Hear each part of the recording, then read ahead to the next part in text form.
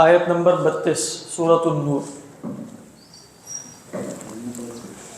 اعوذ باللہ من الشیطان الرجیم، بسم اللہ الرحمن الرحیم۔ وَأَنكِحُوا الْأَيَامَ مِنكُمْ وَالصَّالِحِينَ مِنْ عِبَادِكُمْ وَإِمَائِكُمْ صدق اللہ العظیم۔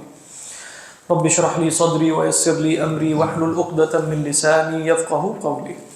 اللهم ألهمنا رشدنا وأعذنا من شرور أنفسنا۔ اللهم صل على سيدنا محمد وعلى آل سيدنا محمد وبارك وسلم آمین یا رب العالمین۔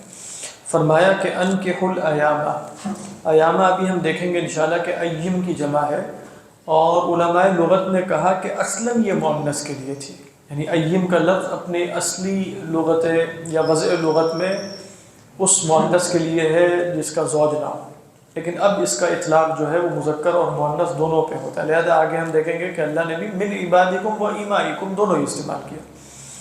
تو فرمایا کہ نکاح کروا دیا کرو، انکحوا ہے نا، نکاح کروا دیا کرو کس کا؟ الایامہ منکم، اپنے میں سے، ایامہ کا بھی، اپنے میں سے کیا مراد ہوا؟ احرار، کیونکہ آگے اس کے مقابلے میں کون آ رہے ہیں؟ عباد اور ایماء، تو گویا اللہ نے دو تقسیمیں کر دی، ایک احرار ہیں ایک عبید ہیں، تو اپنے میں سے بھی کرواؤ اور غلاموں میں سے بھی کرواؤ۔ بات سمجھ میں آئی؟ اچھا، یہ حکم کس کو ہے کہ کروا دیا کرو؟ تو یہ حکم علماء نے کہا کہ اولیاء امور کو ہے۔ مثال کے طور پہ جو کسی غلام آدمی کا مالک ہے، اس کو کیا کہا جا رہا ہے؟ اس غلام کی شادی کروا۔ اسی طریقے پر باپ ہے یا ولی ہے کسی لڑکے کا یا لڑکی کا، تو اس کو حکم دیا جا رہا ہے کہ تم شادی کروا دو۔ بعض علماء نے جیسے جدید زمانے میں ایک تصور ہے نا کہ احکام اجتماعی، تو کہا کہ مجتمع کو حکم ہے، یہ بھی فی نفسی ہی بات درست ہے، یعنی خلیفہ مسلم، ہمارے یہاں مجتمع کوئی شے نہیں ہے، یعنی خلیفۃ المسلمین امیر المؤمنین، اس کو بھی یہی حکم ہے کہ وہ بیت المال میں سے، اور اس طرح جو لوگ شادی نہیں کر سکتے ان کی شادی کرو۔ تو انکحوا الایام منکم، تو گویا ہر شخص کو بھی حکم ہے، اولیاء امور میں سے جو یہ استطاعت رکھتا ہے، اور مسلمانوں کی حیت اجتماعی جو خلافت اور ریاست کی شکل میں موجود ہے، اس کو بھی یہ حکم، وَأَنكِحُوا الْأَيَامَ مِنكُم، بات واضح ہے۔ اور فرمایا وَالصَّالِحِينَ، دیکھیں یہاں سے دو علماء کی آراء ہوئی، صالحین سے کیا مراد ہے؟ بعض نے کہا کہ صالحین سے مراد ہے صالحین جو قرآن مجید میں جس کو آپ صالح کہتے ہیں، وہ صالح کون ہے؟ نیک آدمی، جو واقعتاً خاندان بسانا چاہتا ہے، جو زنا نہیں کرنا چاہتا، جو تعفف کی زندگی اختیار کرنا چاہتا ہے، وہ صالح ہے۔ بعض نے کہا صالحین سے مراد صالح للنکاح بھی ہو سکتا ہے۔ سمجھ میں آ رہی؟ ایک تو ہے نا صالح فی الدین، ایک کیا ہے؟ صالح للنکاح، یہ بھی ضروری ہے نا، یعنی الذی یجب علیہ النکاح یا یستحب لہ النکاح یجب ان یکون صالحا للنکاح، بات واضح ہے، صالحا جسمیا وصالحا غیر، یعنی صالحا سے مراد ہے یستطیع ان یؤدی حقوق زوجته، یستطیع ان یؤدی حقوق زوجته فهو صالح للزواج۔ اما الذي لا يصلح للزواج مثلا من الاحرار، اس کے بعد جیسے مہر نہیں ہے آزاد لوگوں میں، اس کو کہا جا رہا ہے مجتمع کو اور اولیاء کو مدد کرو، کوئی مدد نہیں کرتا، اس کی کیا کرے وہ صالح نہیں ہے نکاح کے لیے، کیونکہ وہ حقوق نہیں ادا کر سکتا، تو وہ کیا کرے گا پھر؟ وَلْيَسْتَعْفِفِ الَّذِينَ لَا يَجِدُونَ نِكَاحًا حَتَّى يُغْنِيَهُمُ اللَّهُ مِن فَضْلِهِ۔ تو آیات میں تضاد کوئی نہیں ہے، پہلا حکم کس کو تھا؟ جس نے شادی کرنی ہے اس کو نہیں، اس کی شادی کروانے والوں کو حکم دیا جا رہا ہے، اور اگلا حکم جس میں استعفاف کا حکم دیا جا رہا ہے، وہ جس کی خود شادی ہونی ہے، اگر کوئی اس کی شادی کروانے والا نہیں ہے تو وہ کیا کرے گا؟ پھر نہیں نکاح کر سکے گا، پھر وہ کیا کرے؟ استعفاف اختیار کرے، اپنے نفس کو کنٹرول کرے، قابو میں رکھے، یہ ہے آیات میں۔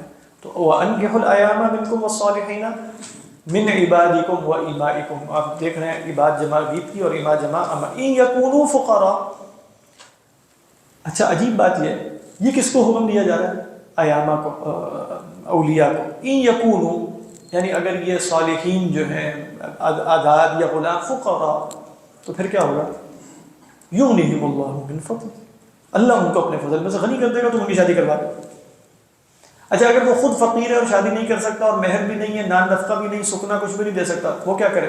وہ بھی، اس کے لیے بھی یہی حکم ہے کہ شادی کرو، یغنیہم اللہ من فضل، نہیں، اس کے لیے وَلْيَسْتَعْفِفِ الَّذِينَ لَا يَجِدُونَ نِكَاحًا حَتَّى يُغْنِيَهُمُ اللَّهُ۔ دیکھ رہے فرق ہے، بڑا مس کوٹ کی جاتی ہے کون یہ والی آیت مس کوٹ کی جاتی ہے، یعنی عام طور پہ یہ کہا جاتا ہے کہ بھائی اللہ نے قرآن میں کہا تمہیں اللہ نے نہیں کرتے تو نکاح پر وہاں پر اللہ میں نے یہ نہیں کہا ہے، بات یہی اللہ میں نے کہا ہے شادی کروا دو، ان کے فقر کو پیش نظر نہ رکھو کہ وہ کیا کریں گے، تم ان کو پیسے دے کے شادی کروا دو، بعد میں انشاءاللہ معاملہ، اگر ان کے پاس خود آپ پیسے نہیں دیتے اس کو شادی کرنے کے، مہر کے بھی پیسے نہیں ہے، کچھ بھی نہیں ہے، کوئی جھونپڑا بھی نہیں ہے اس کے پاس جس میں وہ بیوی کو لے کر آئے، پھر بھی لے کر آ جائے وہ بیوی، اللہ کو حکم یہ ہے کہ تمہارے پاس نہ مہر کے پیسے ہیں نہ چھت ہے، تو تم کہو گے نہیں میں شادی کرتا ہوں، یغنیہم اللہ من فضلہ، یہ تو اللہ نے کہا حتی یغنیہم اللہ، یعنی اذا وجدت المال للنکاح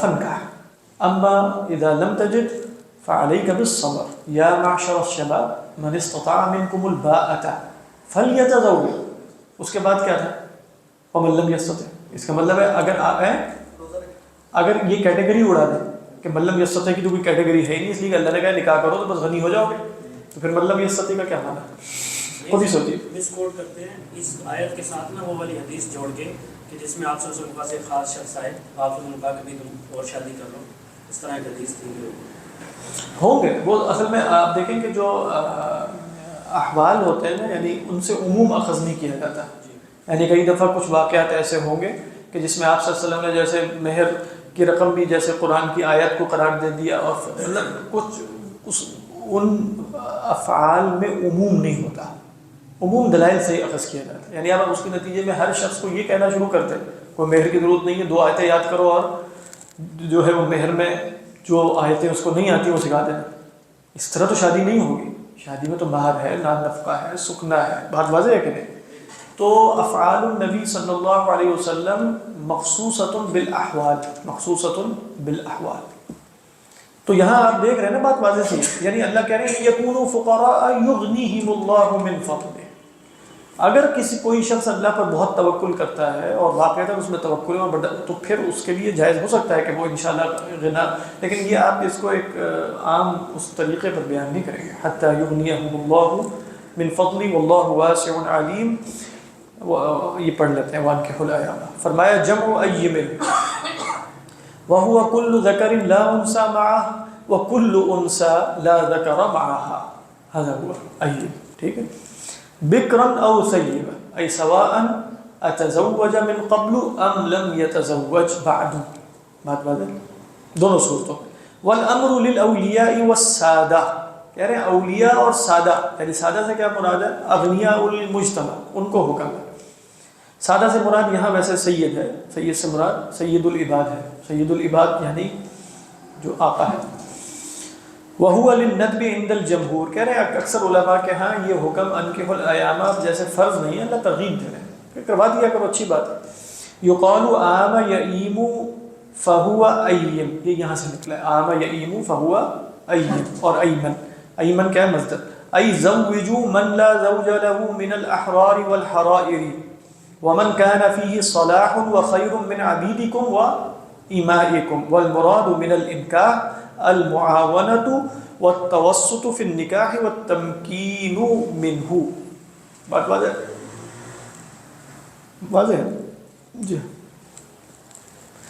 وليستعفف والله واسع عليم وليستعفف الذين لا يجدون نكاحا، هذا هو، يعني الشاب مثلا الذي لا يجد نكاحا أي لا يجد مهرا ينفق على زوجته، لا يجد مأوى يأوي فيه مع زوجته، تو وہ کیا کرے، استعفاف، عفت طلب کرے، استعفاف کے اندر کیا ہے، گویا کوشش کر کے محنت کر کے کسی شے کو طلب کرنا، وَلْيَسْتَعْفِفْ الَّذِينَ لَا يَجِدُونَ نِكَاحًا، واقعی جو لوگ اس طرح ہیں نا، ابھی میں ایک صاحب کو سن رہا تھا، وہ عالم ہیں، وہ یورپ میں کسی ملک مطلب پڑھتے تھے، تو فرماتے ہیں کہ بھئی ہم سب شارک تھے، تو ہم لوگوں نے جیسے طے کیا تھا، ہم میں سے کچھ لوگ، یعنی یونیورسٹی سے اگر ہم میں سے کوئی کہیں نہیں نکلتا تھا، یعنی باہر نکلنے کی، یعنی کہ کئی سال ہم نے گزارے کہ ہم نہ بازار گئے کہیں، نہ کسی اور جگہ اور نہ کہیں اور، بالکل اپنے آپ کو جو ہے وہ باندھ، یہ استعفاف ہے، یعنی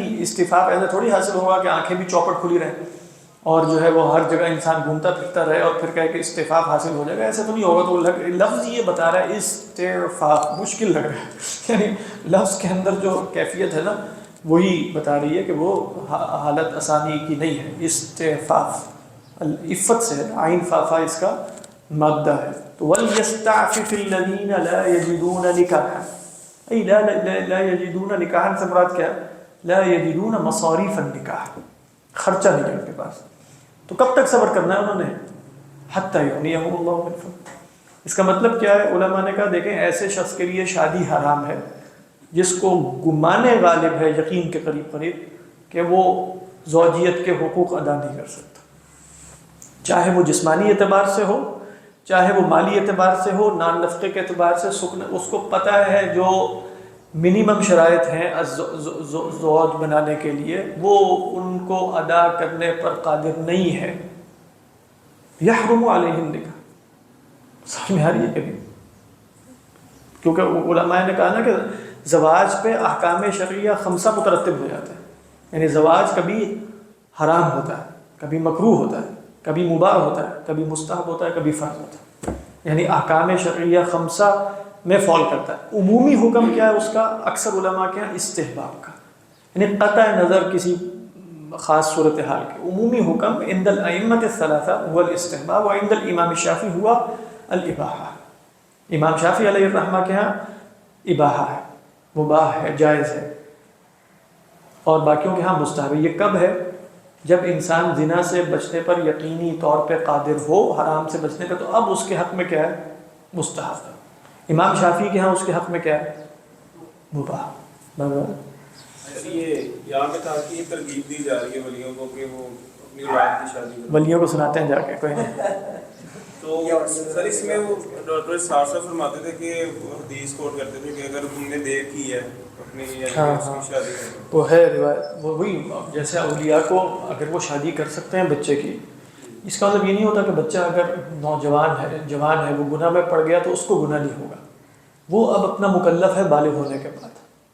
ان کو کس بات کا گناہ ہو رہا ہے کہ قدرت رکھنے کے باوجود کہ اس کو حلال فراہم کر دیتے، انہوں نے نہیں کی، ان کو اپنے اس فعل کا گناہ ہو رہا ہے.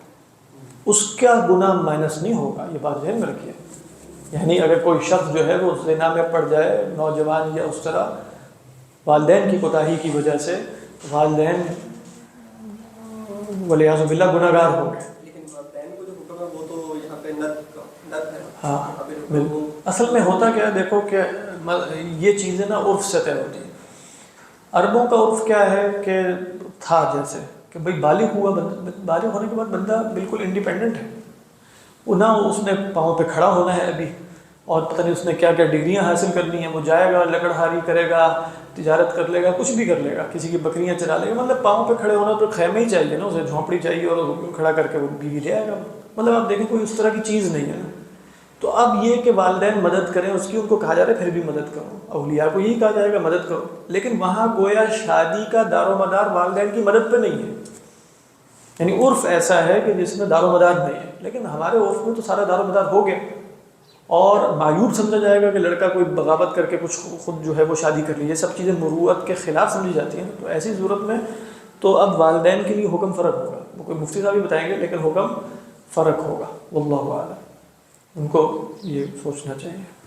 سر وہ جن علماء نے فرمایا کہ بھائی یہ اب اس کے لیے نکاح یعنی اگر یہ نہیں رکھتا استطاعت وغیرہ تو حرام ہے، تو یہاں پر پرنسپل کون سا لگا فقہ کا؟ پرنسپل یعنی وہ جو اصول لگتا ہے نہیں، بھائی جنرلی تو یہ پرمیسیبل ایک چیز ہے نا. ہاں اس پرمیسیبل چیز کو جو حرام کیا گیا، ہاں اس کی وجہ یہ ہے کہ وہ اس کو معلوم ہے کہ میں شادی کرنے کے بعد میرے اوپر جو بیوی کے حقوق وارد ہو رہے ہیں وہ ادا کرنے پر قادر نہیں. یعنی مثال کے طور پہ اس کو یوں سمجھے، ایک شخص کسی سے قرض لیتا ہے 10,000 روپے، اس کو قرض لیتے ہوئے یقین حاصل ہے کہ میں یہ واپس نہیں کر سکتا، لیکن وہ کہتے ہیں جائز میرے پاس حقوق، اس کے لیے قرض لینا جائز ہے. اس کے لیے قرض لینا جائز نہیں ہے. کیوں جائز نہیں ہے؟ آپ کہیں گے شریعت کہے گی تمہارے اوپر جو ذمہ داری آئے گی حق وہ ادا کرنا تم پر فرض ہے کہ نہیں؟ فرض ہے. تمہیں معلوم ہے کہ جو ذمہ داری شادی کے نتیجے میں تم پر آنے لگی ہے وہ تم ادا نہیں کر سکتے، تو شادی کو نہیں. پرنسپل یہی لگے گا کہ انسان پرنسپل سد ذریعہ کہہ سکتے ہیں. یعنی سد ذریعہ کا مطلب اگر آپ یہ کہیں کہ انسان حرام میں پڑ جائے گا اس کے نتیجے میں، اس لیے اس کو منع کیا جا رہا ہے. اور ایک شخص پر ظلم کرے گا. کس پر ظلم کرے گا؟ بیوی پر. وہ میں اس لیے پوچھ رہا تھا کہ جنرلی تو کوئی بندہ کسی چیز کو حرام نہیں کر سکتا ہاں جب ہاں تک کہ کوئی یہ مفتی صاحب ہی بتاتے ہیں. ہاں وہ بتا لیکن ہاں بالکل آپ صحیح کہہ رہے ہیں. یعنی آپ کہیں گے کہ بھائی شادی فی نفسی ہی حلال ہے, ایسا ہی ہے نا. تو کوئی چیز فی نفسی حلال ہے تو وہ حرام کیسے ہو گئی, یعنی فی نفسی. تو ہم بالکل جانتے ہیں کہ مثال کے طور پہ آپ کہیں کہ بھائی فلاں شخص کے لیے علم الکلام پڑھنا جائے بالفرض, جیسے بھی ہم دیکھ رہے ہیں فی نفسی علم الکلام مباح ہے, لیکن ہمیں معلوم ہے کہ بھئی یہ شخص جو ہے نہ اس کے اندر ذہانت ہے, نہ اس کے اندر فتح, نہ اس کو سہ سکتا ہے, تو اس کے نتیجے میں یہ شبہات کا شکار ہوگا. تو ایسے شخص کے لیے الگ حکم ہو جائے گا نا کہ کسی خاص علم کا ہم کہیں گے کہ اس کے لیے یہ علم جائز نہیں. بس یہ اصل میں آپ یوں کہیں کہ بھئی شریعت میں جو شے فرض کی گئی ہے نا, یا جو شے اگر فرض کی گئی ہے تو مسئلہ اور ہوتا ہے, مباح یا مستحب رکھی گئی ہے, اس کا استحباب مشروط ہے اس کو مستحب طریقے پر کرنے سے. اگر اس مستحب شے کے ارتکاب سے یعنی اس کو کرنے سے حرام چیزیں لازم آ رہی ہیں تو مستحب کو تو اللہ نے ویسے ہی فرض نہیں کیا. بات سمجھ میں آ رہی؟ اس اعتبار سے آپ نے جیسے ہم عمرے پہ جاتے ہیں تو بہت سارے لوگ یعنی ایک سنت کے پیچھے بہت سے حرام کام کرتے ہیں, یعنی سنت ہے کہ حجر اسود بالکل وہی بات یہ بالکل ٹھیک مثال دی آپ نے. یعنی حجر اسود فی نفسی ہی کیا ہے, یا مباح ہے یا مستحب ہے اس کو چومنا, اس کو چومنے کے چکر میں لوگوں کو دھکے مارنا, یہ کرنا وہ کرنا, یہ سب حرام ہے. خواتین کو رگڑنا ہاں بالکل بہت بڑا گناہ. صحیح کہہ رہے ہیں. آپ کہیں گے کہ بھئی اگر وہ زنا سے بھی نہیں بچ سکتا. دیکھیے علماء فرق کرتے ہیں, ایک ہے کھانا پینا, یہ بھی ایک انسانی حاجت ہے, ایک جنسی حاجت بھی انسانی حاجت ہے, لیکن یہ کھانے پینے کی حاجت سے فرق ہے. ایسا ہی ہے نا, اس پر انسانی حیات یعنی اس شخص کی بقا کا دار و مدار نہیں ہے, جیسے اس شے پر اس کی بقا کا دار و مدار ہے.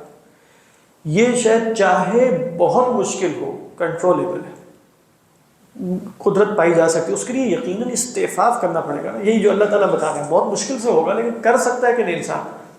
یعنی کیا اس کو اس پر کنسیڈر کیا جیسے کہ حرام مردار کھانا جائز ہو جاتا ہے, اس لیے کہ نہیں کھائے گا تو مر جائے گا. یہاں مرنے کی صورت نہیں. پھر جیسے اللہ تعالیٰ نے کچھ نیچرل طریقے بھی رکھ دیے کہ وہ ہو جائے گا, یعنی ایسی شے نہیں ہوگی کہ جس کی وجہ سے وہ فوت ہی ہو جائے.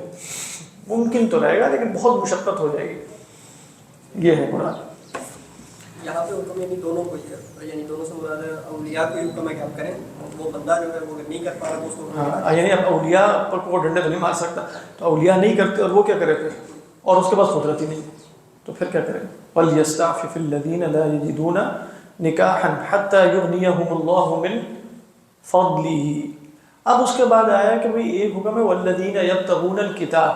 کتاب سے مراد ہے مکاتبت, یعنی باب مفعلہ میں مکاتبت. مکاتبت یہ ہے کہ بھئی آقا سے مالک یہ غلام یہ کہے کہ میں آپ کو اتنی رقم جمع کر کے دے دوں تو آپ مجھے آزاد کر دیں گے, تو وہ کہے کہ کر دوں گا. یہ مکاتبت کے نتیجے میں وہ یہ کام کر سکتا ہے, وگرنہ جتنا بھی وہ کماتا ہے وہ تو خود آقا کی ملکیت ہوتی ہے, اس کی تو کوئی ملکیت نہیں ہے. لیکن جب مکاتبت کے معاہدے میں آ جائے گا تو اب کیا ہوگا, اب وہ جو کمائے گا وہ اپنے پاس سیو کرے گا, یہاں تک کہ وہ جیسے سیدنا سلمان فارسی علیہ رضی اللہ تعالیٰ عنہ نے مکاتبت کی تھی. تو اب مکاتبت کر لی کسی نے, یعنی میرا ایک غلام ہے جس نے میرے سے مکاتبت کی.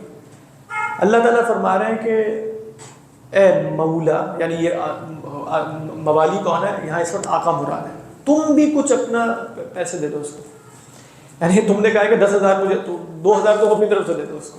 یہ بھی ہے ایک حکم, یہ کہ یہ حکم آتوہم من مال اللہ الذی آتاکم موالی سے. بعض علماء کہتے ہیں موالی سے نہیں, اس کو تو جمع کر کے دینا ہے. یہ حکم ہے اغنیاء سے اور لوگوں سے کہ تم اس کو جمع کر کے دے دو پیسے. زکوٰۃ میں سے بھی دیا جا سکتا ہے مکاتبت میں, جو فقیر اپنا گردن آزاد کرنے لگا ہے اس کو زکوٰۃ کی رقم میں سے دے دو. وآتوہم من مال اللہ الذی آتاکم. اب یہ فق رقاب میں آ گیا, وہ اپنی گردن آزاد کرنا چاہ رہا ہے. تو پہلا حکم کیا تھا, فکاتبوہم والذین یبتغون الکتاب مما ملکت ایمانکم فکاتبوہم, تو مکاتبت کر لو ان سے. اس میں بھی اختلاف ہے کہ للاستحباب او الوجوب. ان علمتم فیہم خیرا, اگر تمہیں لگے کہ ان میں خیر ہے. وآتوہم من مال اللہ الذی آتاکم, یہ پڑھ لیں. ای والذین یبتغون الکتاب ای یطلبون المکاتبۃ منکم لیصیروا احرارا. ٹھیک ہے, وهي معاقدة بين السيد وعبده يقول فيها السيد لعبده إذا أديت إلي كذا من المال فأنت حر لوجه الله. لماذا لوجه الله؟ أنت تأخذ المال ثم تقول أنت حر لوجه الله.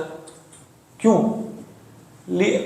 حر لوجہ اللہ یا حر علی المال ہے؟ وہ کہا علماء نے حر لوجہ اللہ اس لیے کہ اصلاً تو اس کی کمائی اس کا استحقاق ہے نہیں، یہ تو اس نے مکاتبت کر کے اس کو کہا ہے نا، تو فی الحقیقہ ہوا یرید ان یحررہ فہو حر لوجہ اللہ علیہ وسلم.